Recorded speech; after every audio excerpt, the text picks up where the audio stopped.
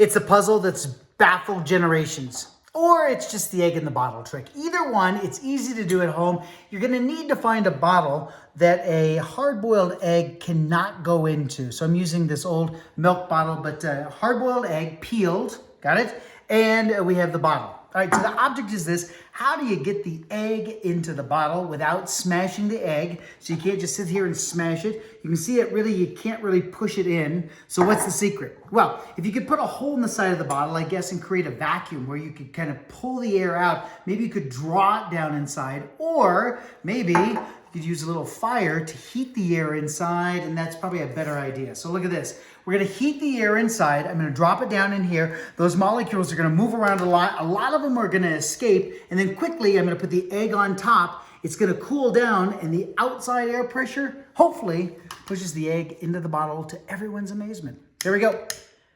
All right, let's heat up those molecules. It goes down inside. Heat them up, heat them up, heat them up. And now on top, watch. Here it goes, here it goes. Here it goes. Come on, you can do it. Bam! Egg in the bottle trick. Isn't that cool? Cool way to be able to demonstrate air pressure. Now, the hard part is getting the egg out of the bottle. And the best way to do that, believe it or not, is, well, you just got to use your mouth and create this positive air. Well, here's what I mean. If I blow inside like this, the air is going to go in, push against the egg. It's a one-way valve, and it should pop right out. What I do for you. Oh, here it comes.